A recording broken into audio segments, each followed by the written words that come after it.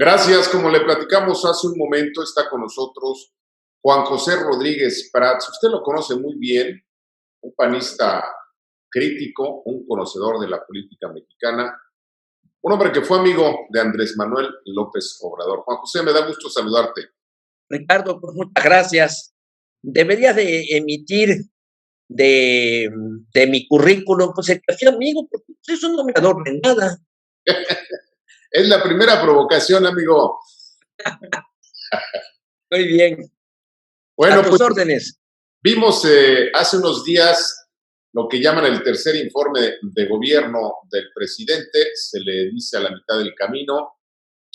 Una primera impresión sobre esto, ¿qué fue lo que percibimos? ¿Realmente hay cambios? ¿Realmente qué? ¿Lo que dijo el presidente es cierto?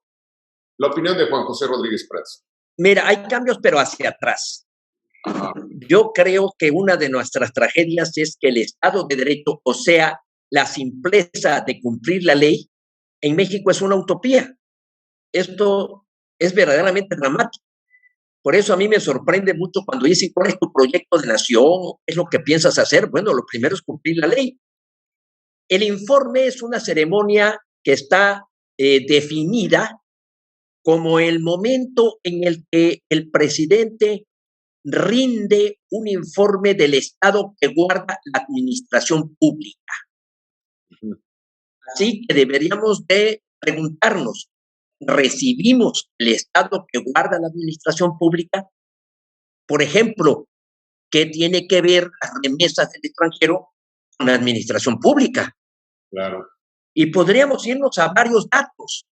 Entonces, yo creo que el informe, que en una primera etapa correspondió a un verdadero intento de rendición de cuentas, es una de las formas de control que tiene el Poder Legislativo sobre el Poder Ejecutivo, empezó a degenerar en el viejo régimen priista y se convirtió en el Día del Presidente. Aún así, nosotros si vemos los informes de Luis Cortines, de López Mateos, de Díaz Ordaz, cumplían este requisito.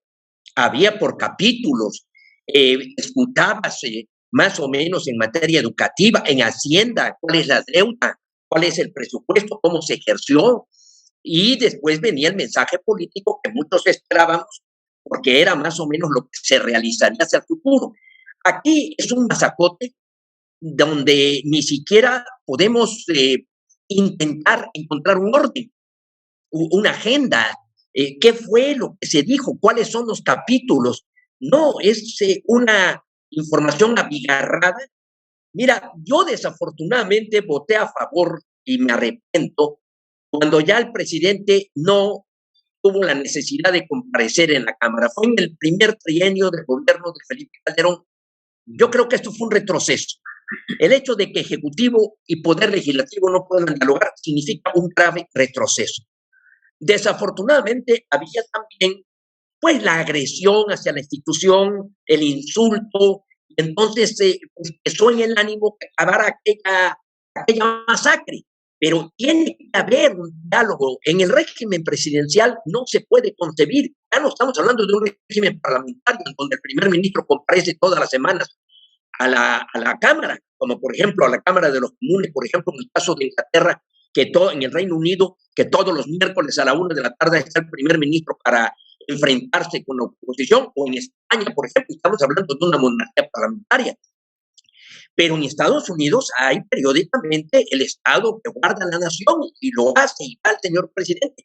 Entonces aquí esta tarea tan simple que un gran jurista loco decía que lo más difícil en una democracia es el entendimiento entre el ejecutivo y el legislativo. Me parece que hoy es un gran deterioro. Esta nueva legislatura que está tomando posesión me pone la carne de gallina, porque me parece que no tiene lo que es su esencia más elemental, capacidad para deliberar.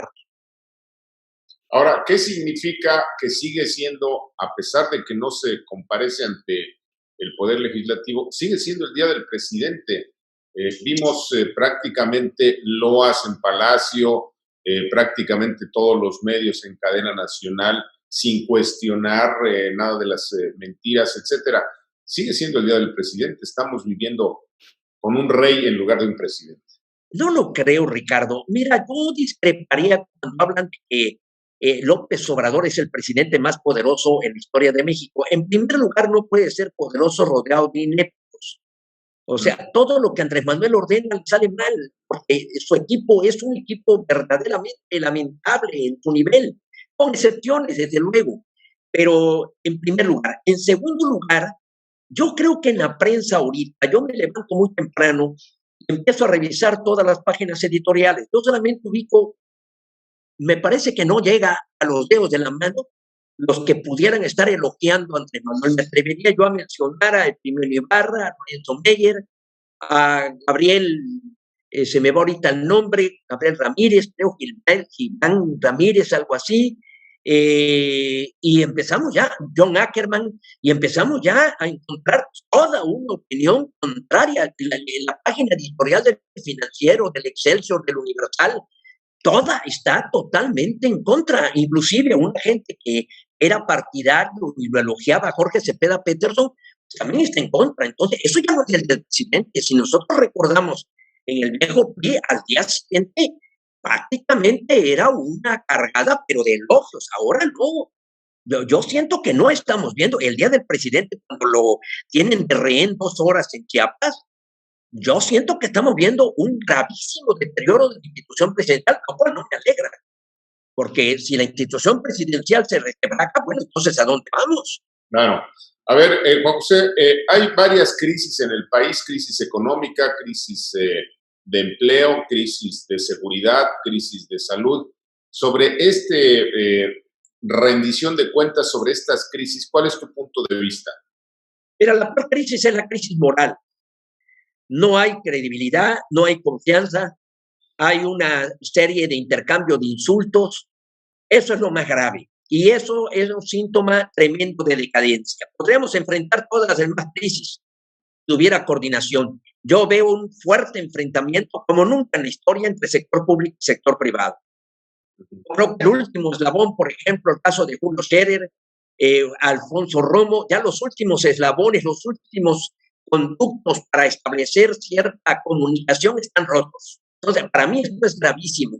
La lucha entre sector público y sector privado, podríamos ver en la historia de México, vaya, ni siquiera en el gobierno de Lázaro Cárdenas. Lázaro Cárdenas en sus últimos años, meses de gobierno, tendió puentes y mandó mensajes. Luis Echeverría, que también en la palabra, porque no en los hechos, pero en la palabra agredió mucho la iniciativa privada, a veces se sometió hasta agresiones cuando asistió, por ejemplo, a la mitad de su periodo al sepelio de Eugenio Garzazada, que hubo un discurso muy agresivo de Ricardo Margall Tosaya.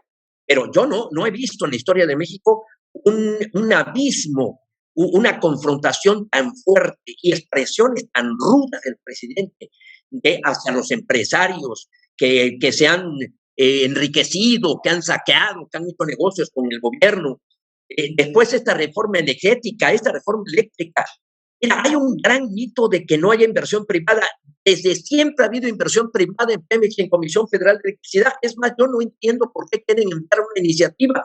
El gobierno puede cancelar la inversión privada y si cree que tiene suficientes recursos para inyectarle a Pemex y a CFE, ¿qué caso tiene modificar la ley? No necesita modificar la ley para cancelar la inversión privada, pero va Pemex a hundir. A mí me asustó mucho hoy la frase del señor secretario de Hacienda indicando que el gobierno respaldará a Pemex. Ese es un absurdo. Pemex está costando un FOBAPROA cada año.